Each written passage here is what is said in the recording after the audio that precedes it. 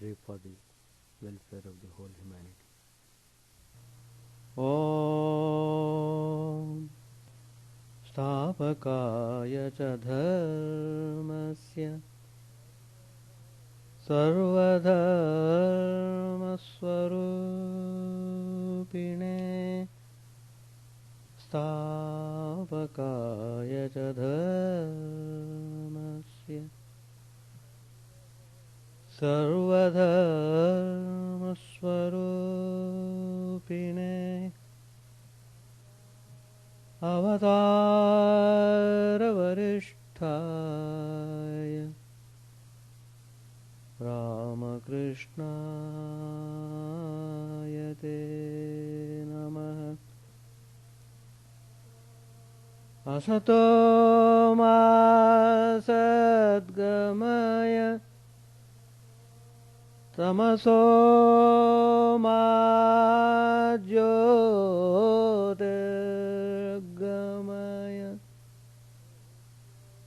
Mrityormamritangamaya Om Shanti Shanti Shanti. Let us bow down to Sri Ramakrishna, the embodiment of all religions, the Supreme God incarnate. Let us pray to Him to lead us from the unreal to the real, to lead us from the darkness of ignorance to the light of knowledge, to lead us from death to immortality. We have been studying Gospel of Sri Ramakrishna. The new topic on which I am going to speak today, Sri Ramakrishna's profound wisdom. If you read Gospel, you will find in every page his teachings have so profound. There is so much wisdom. He is just manifesting in his life the sublime ideal of the Upanishads. What needs to be done on getting this human body, how one should direct oneself to realize the truth, how one should approach spiritual sadhanas. Everything has been given by Sri Ramakrishna with all the specific pointed instructions to follow. In a way, Sri Ramakrishna has made us spiritual life more inspiring. Sri Ramakrishna has given us assurance and hope. And he has shown through his own life that it is really possible to realize the truth in this human body, in this life itself. So, Sri Ramakrishna has given us a tremendous awakening to our true inner nature. He has done everything and given everything that ought to be given to us. Only we should practice them sincerely, we should aspire for the realization of the truth. Then everything becomes possible. Sri Ramakrishna has stated very clearly, effort is necessary for realization. You have to make your effort. Love of God and realization of Him cannot be had if one doesn't work for it. If you simply keep quiet, you won't get it. You will never get it. So, Sri Ramakrishna says very clearly that we should adopt adequate means for the end we seek to attain. We can't get butter by crying simply hoarse, simply telling there is butter in the milk. Just by telling that, you won't get butter. If you wish to get butter, if you really want to have the taste of the butter, you must turn the milk into curd and churn it. Then only you will have butter. These words have tremendous significance. In fact, you can have this teaching itself as your ideal in your whole life. You will attain the goal. You will reach the goal. You will reach the abode of God. Everything is implied in this teaching. If you long to see God, if you really want Him, take to spiritual practice. What's the good of merely crying, "Oh God, oh God"?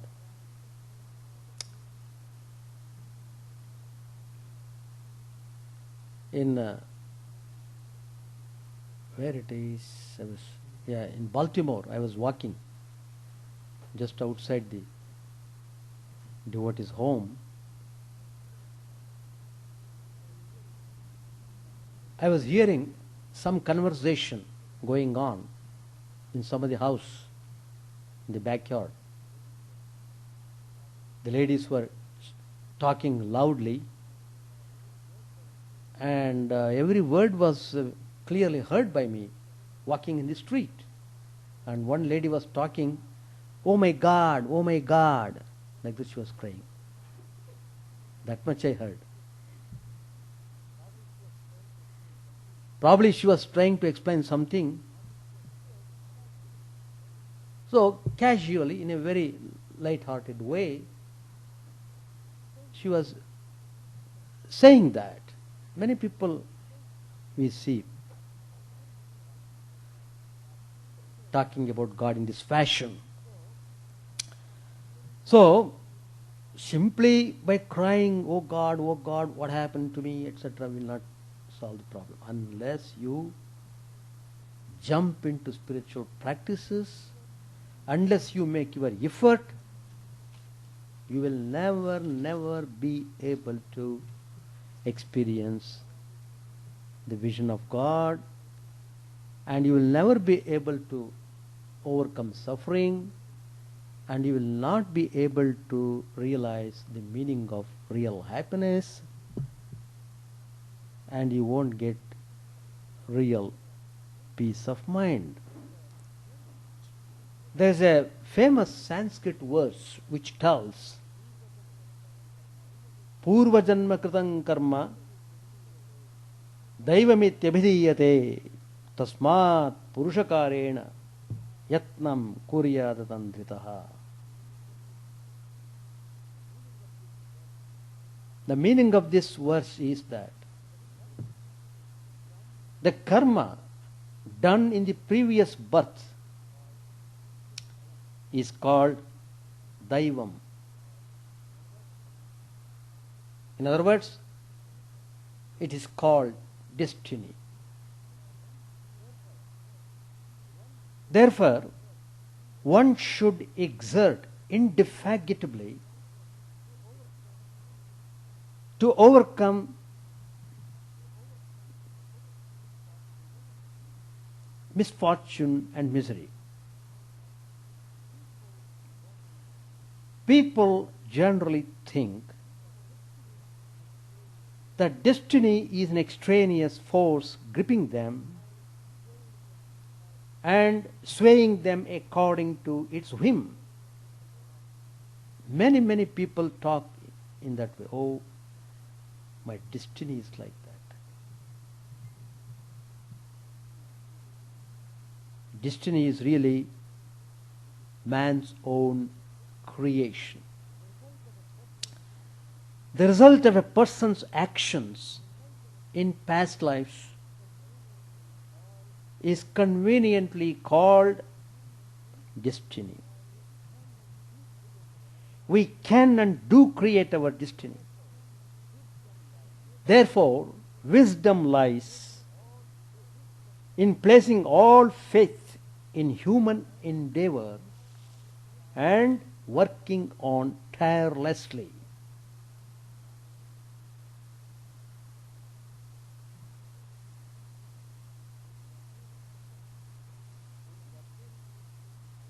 Good work will unfailingly bring good results.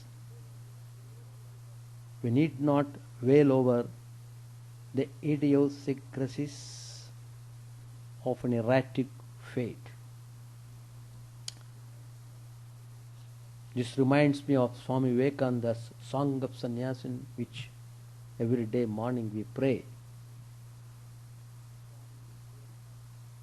Swami Vivekananda has said in his Song of Sannyasi, very inspiring words, "Thine only is the hand that holds the rope that drags thee on. Then cease lament, let go thy hold."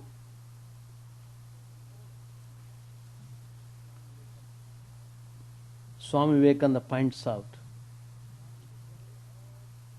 man in general lay all the blame of life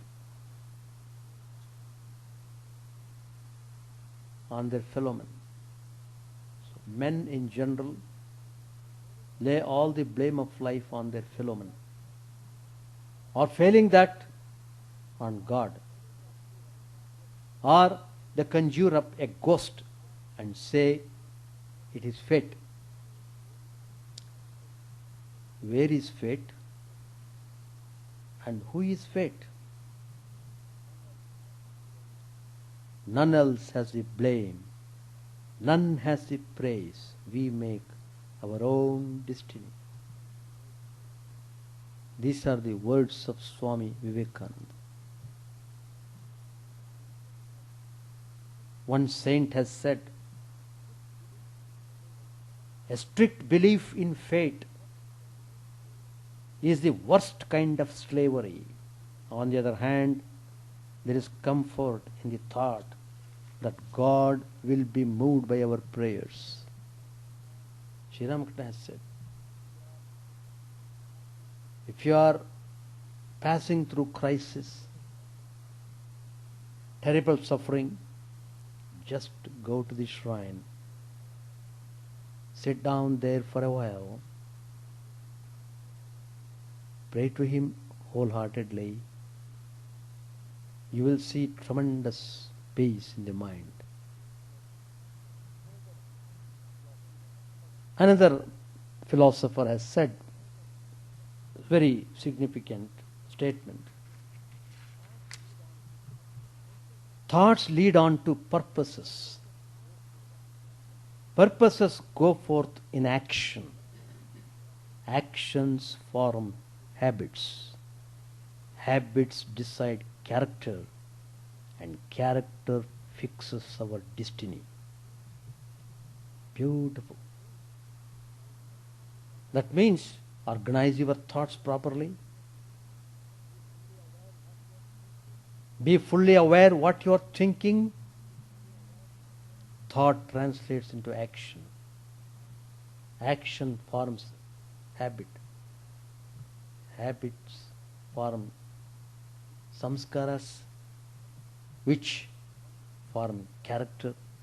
Once you are well established in character, everything becomes tremendously easy. Every word of Sri Ramakrishna becomes true, and you realize the sublime meaning of Sri Ramakrishna's teachings. Don't simply keep on crying butter, butter, butter. Go and bring the curd, bring the milk, make it curd, churn it, do action, be active. Be very active. It's only through Purushakar, only through the effort, you can have the vision of God. Sri Ramakrishna, how much tapas he did. 12 long years, continuously, concentratedly, intensely, wholeheartedly, most sincerely, he did. The result was he got the vision of the mother. So, how profound Sri Ramakrishna's wisdom. It is amazing. By just meditating on Sri Ramakrishna's words, you get thrill. So, if you don't think in the way Sri Ramakrishna directs you, then I don't think you'll be able to overcome your suffering. You will not be able to cross over samsara, the terrible samsara. Samsara is the place where the soul is fighting with all sorts of forces and continuously suffering. The more you hold on to the world, the more you involve yourself into the world, suffering is the outcome.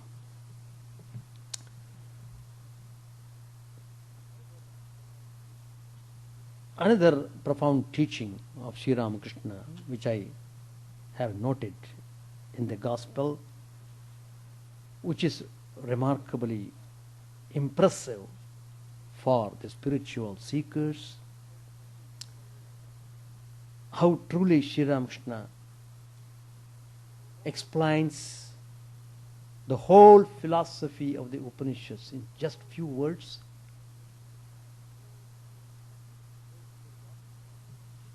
He says in the Gospel, nothing exists except the One. That One is the Supreme Brahman. So long as He keeps the eye in us, He reveals to us that it is He who, as the primal energy, creates, preserves, and destroys the universe. The whole play is going on account of the activity of the primal energy. That One is the Supreme Brahman. What Brahman is cannot be described. Even he who knows it cannot talk about it. Like the Akasha, the space, Brahman is without any modification. Brahman itself is beyond the three gunas. It is beyond words. Yatho vacho nivartante, Upanishad says. That which remains after everything is eliminated by the Vedantic process of not this,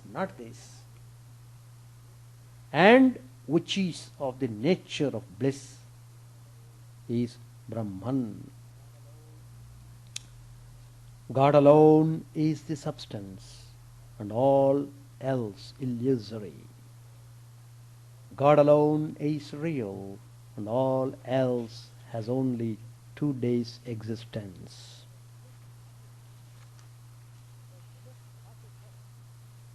By just half a verse, this truth has been expounded. What has been stated by crores of books. In Sanskrit it is nicely described. Shlokardhena pravakshyami yaduktam grantha kotibihi brahma satyam jagan mithya jivo brahmaiva naparaha. Brahman is the truth. The world is an illusion. The soul is Brahman indeed, and not other than Brahman. Swami Vivekananda says, I am taking parallel how Sri Ramakrishna and Swamiji nicely expound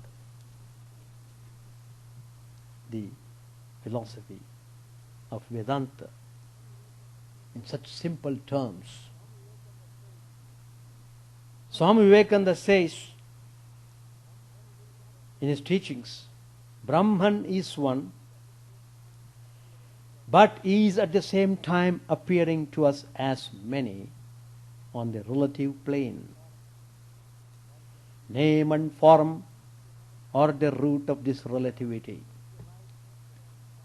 One sees variety such as wife, children, body, mind only in the world created nescience by means of name and form. As soon as this nescience is removed, the realization of Brahman, which eternally exists, is the result. The alpha and omega of Vedanta philosophy is to give up the world, giving up the unreal and taking the real. Brahman has no attributes, but is existence, knowledge and bliss absolute. So, if you go to the core, the absolute reality, if you realize that, you will be in everlasting peace and bliss. Another profound teaching of Sri Ramakrishna, he says in the Gospel, one doesn't care for the cage when the birds have flown away from the cage. And when the bird of life flies away, no one cares for the body left behind. If this body is worthless and transitory, why do pious and devout persons take care of it? No one takes care of an empty box, but all protect with care a chest full of precious jewels, gold and costly articles. The pious souls cannot help taking care of the body because God dwells in it. All our bodies form the treasure house of the deity. This reminds me of a famous verse in Sanskrit, which says, Mahata punya punyena kriteyam kayanaustvaya parandukho dadher gantum tarayavan abhididyate.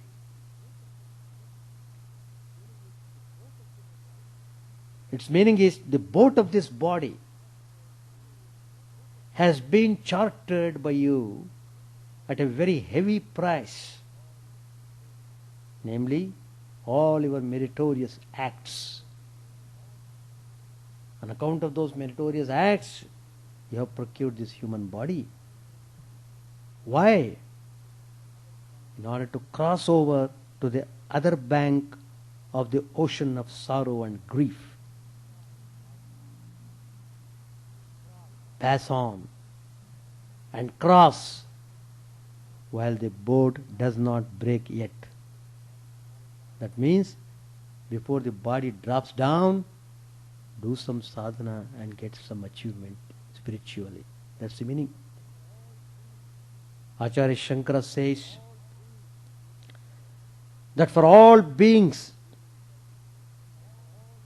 a human birth is difficult to obtain, and that it is a rare privilege and is a result of the Lord's grace. He adds how it is very important.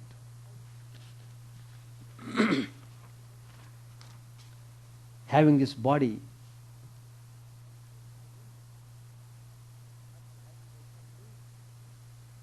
after having by some means, a person gets this human birth, is unwise enough not to exert for self-liberation. Such a person really commits suicide. Shankara calls such a person a mudhatma. Mudha atma, person packed with folly.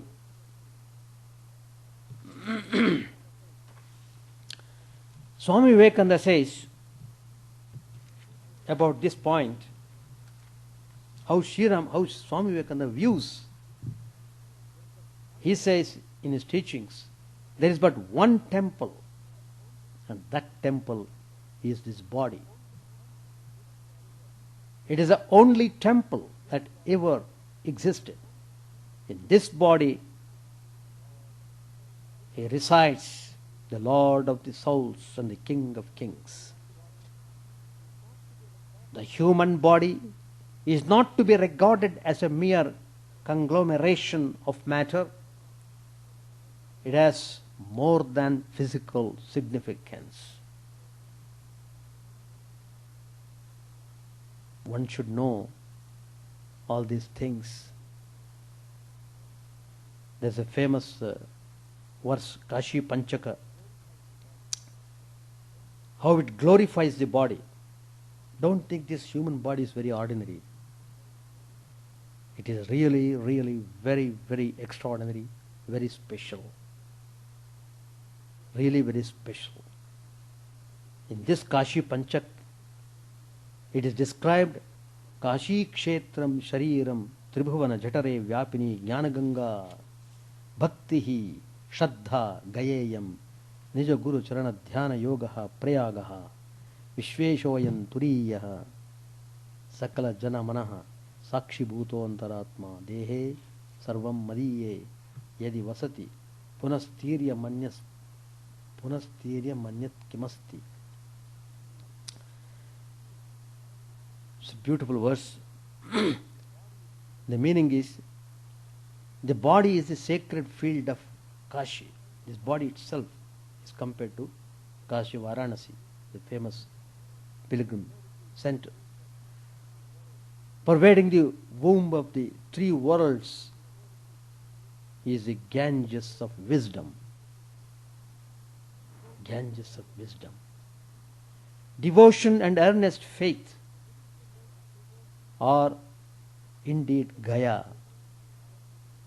The discipline of meditation on the sacred feet of one's own Guru, spiritual preceptor, is Prayag, the sacred confluence of the Ganga, Jamuna and Saraswati. This inner self, which exists as the witness of the minds of all persons and is designated the Turiya, the fourth transcendental state of identity with the Absolute, is Vishveshwara, the Lord of the universe. He is a deity adored in Kashi.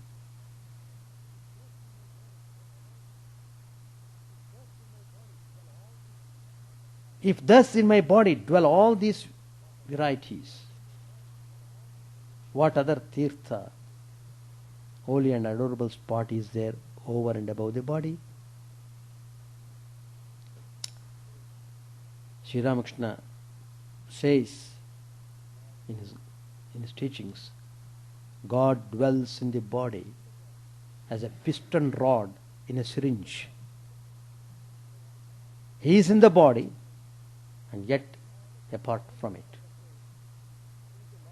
Swami Vivekananda says, He, the Lord of the universe, is in every one. We don't see that, so we make stone images of Him and build temples over them. Swamiji says, there is no greater tirtha than the body of man. Nowhere else is the Atman so manifest as here. That car of Jagannath, the Lord of Puri Jagannath, that you see is but a concrete symbol of this corporeal car. You have to behold the Atman in this car of the body. Man, therefore, according to the Vedanta philosophy, is the greatest being that is in the universe. And this world of work, the best place in it. Because only herein is the greatest and best chance for him to become perfect. One has to come onto this earthly plane, in order to get freedom. You won't get that kind of freedom in heavens. Heaven is only a place of enjoyment. You enjoy and enjoy. That's all. Angels or gods, whatever you may call them, have all to become human beings on this earth if they want to become perfect. This is a great center, the wonderful poise and the wonderful opportunity, this human life.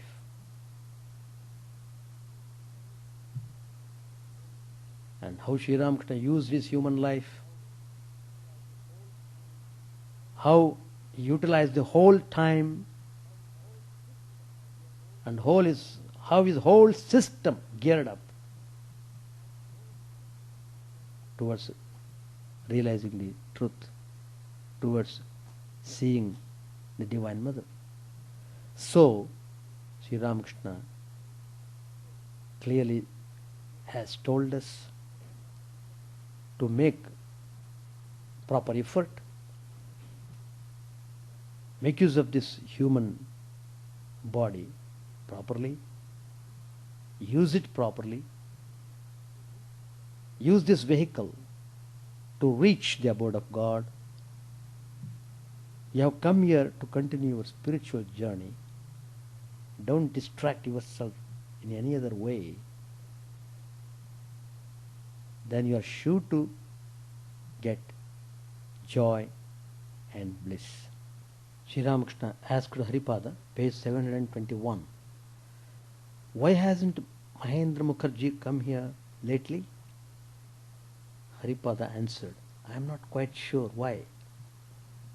Yam smilingly said, he is practicing Jnana Yoga. Master said, no, it is not that. The other day he promised to send me in his carriage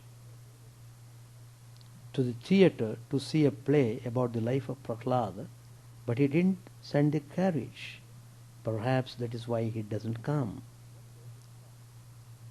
Yam said, one day I saw Mahima Chakravarti and had a talk with him. It seems that Mahendra visits him. Master said, but Mahima talks about bhakti also. He loves to recite the hymn, what need is there of penance if God is worshipped with love? Yam said smilingly, he says that because you make him say it. Girish Chandra Ghosh was always talking to the devotees about the Master. Haripada said, Girish Ghosh sees many visions nowadays. After going home from here, he remains absorbed in spiritual moods and sees many things. Master said, that may be true. Coming to the Ganges, one sees many things, boats, ships, and what not. Haripada said, Girish Ghosh says, from now on, I shall occupy myself only with my work.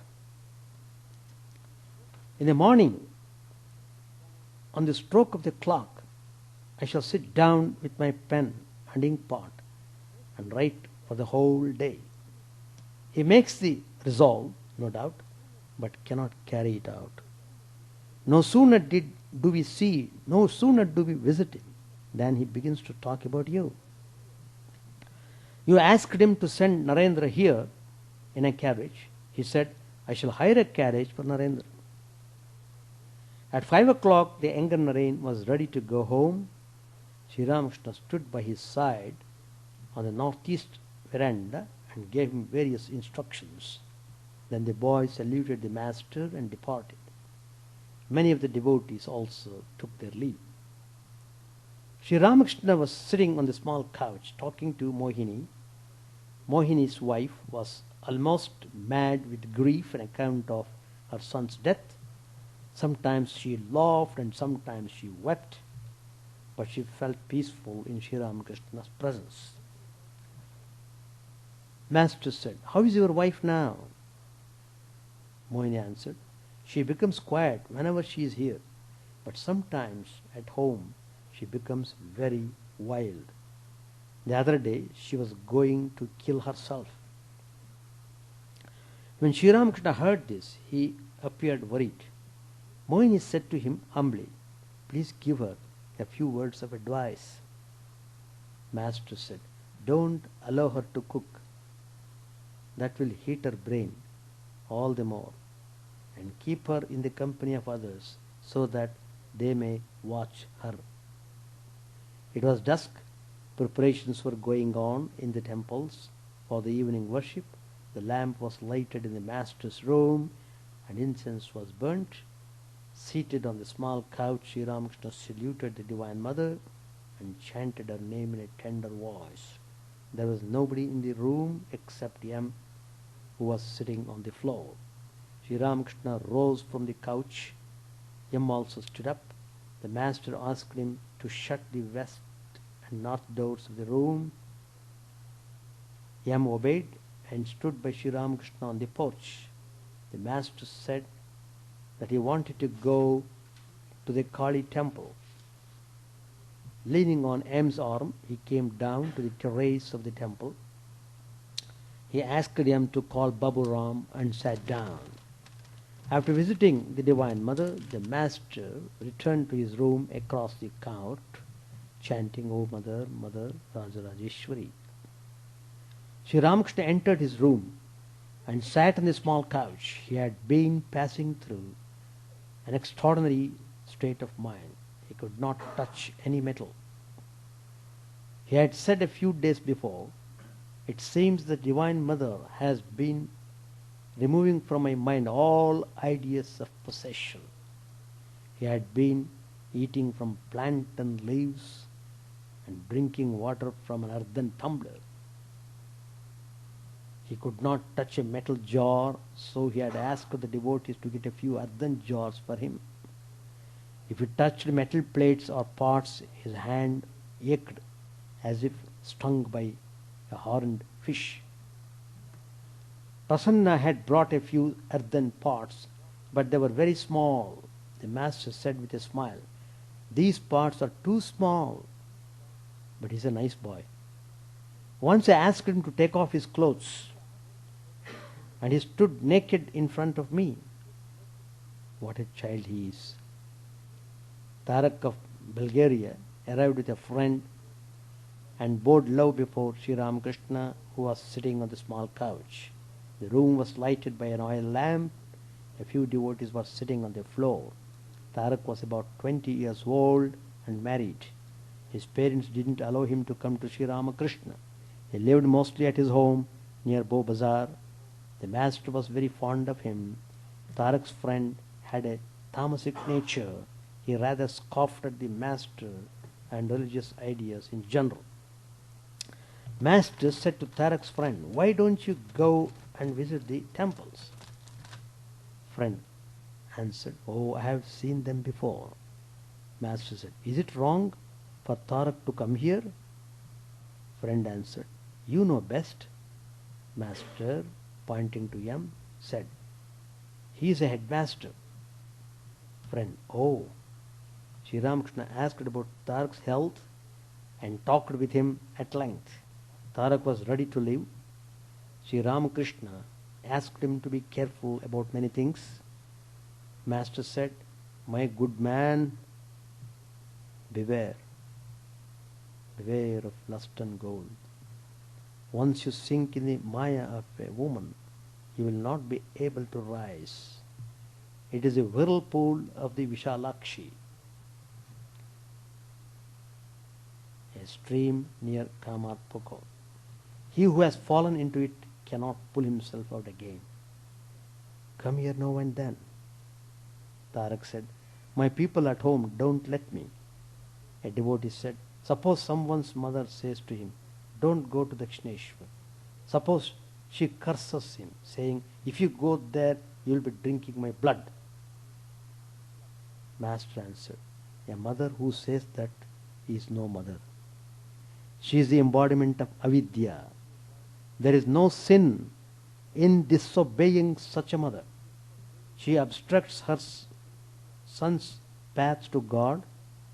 There is no harm in disobeying your elders for the sake of God. For Rama's sake, Bharat did not obey his mother Kaikeyi. The gopis did not obey their husbands when they were forbidden to visit Krishna. Prahlad disobeyed his father for God.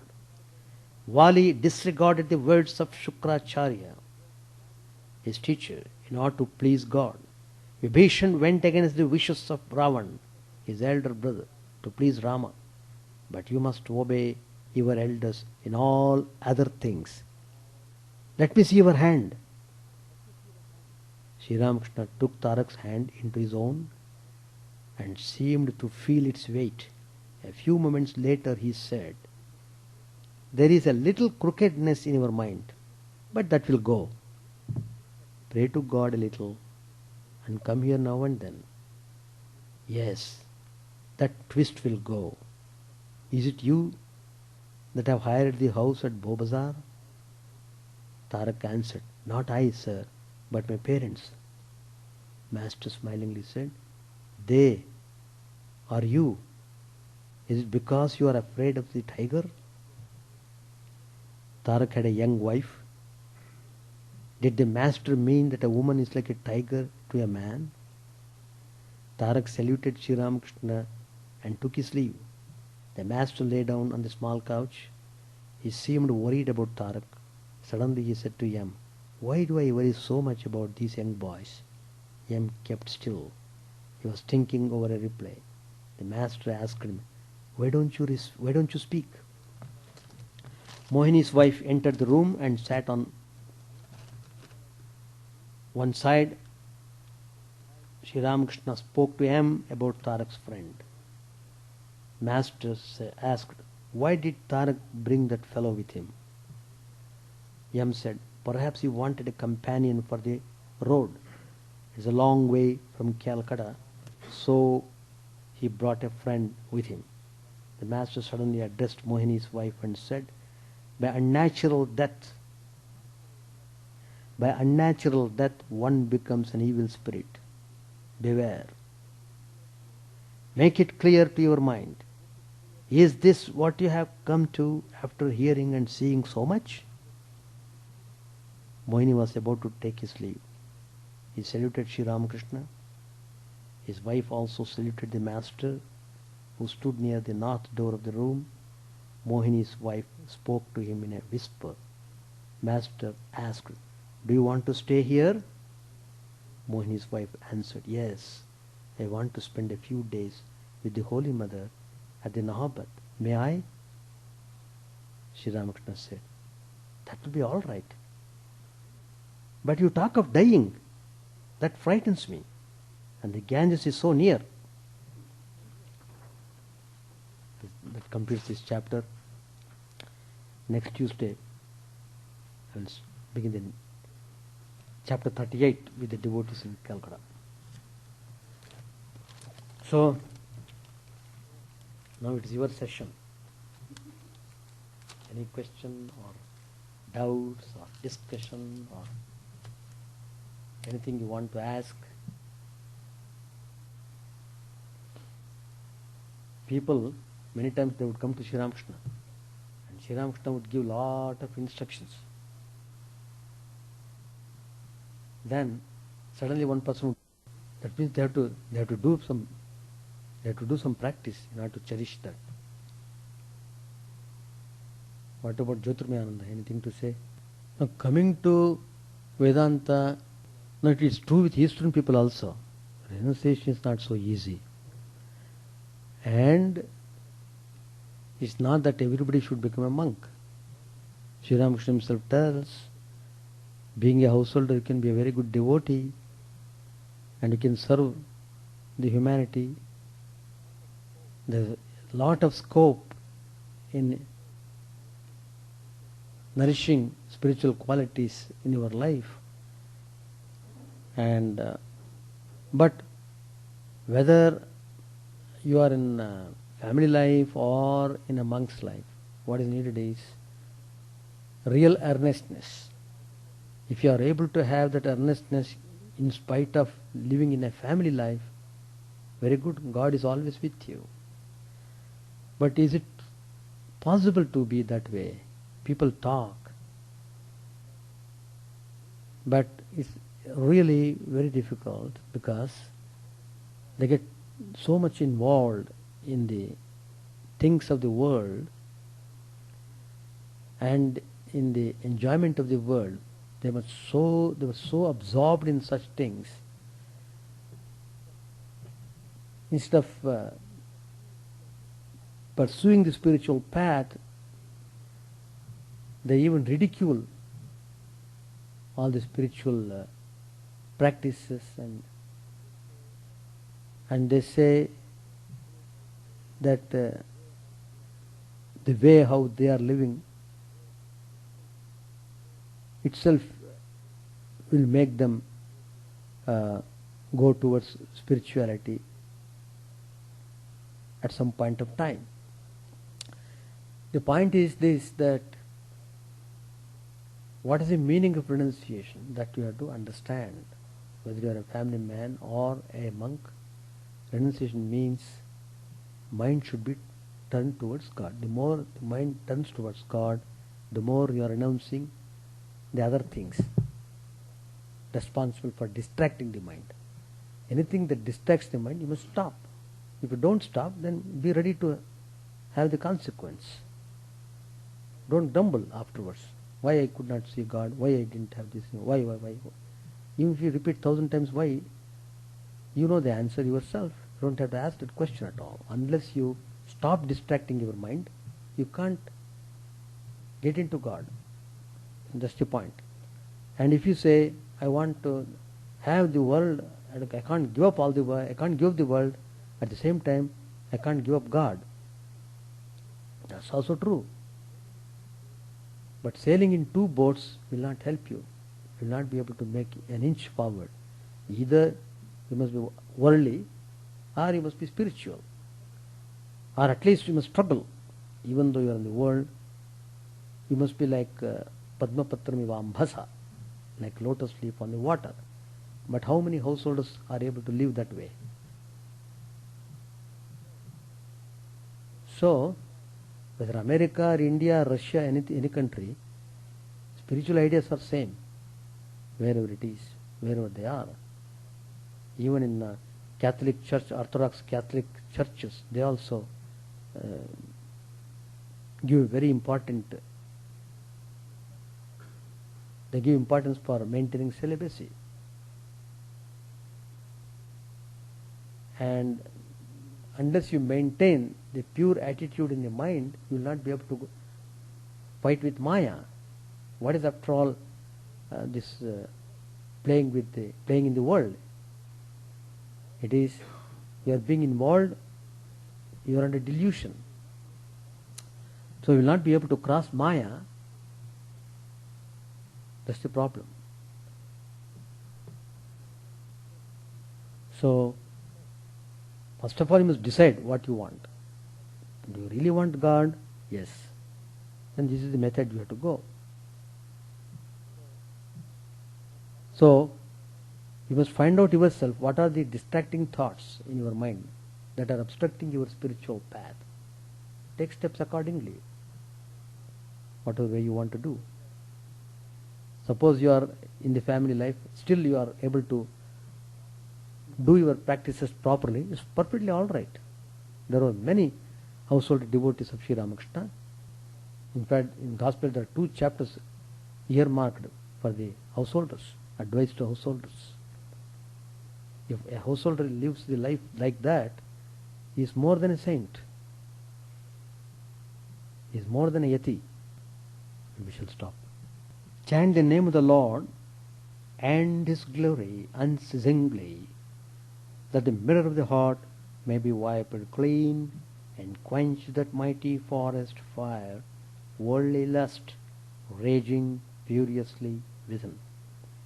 O name streamed down in moonlight on the lotus heart, opening its cup to knowledge of thyself.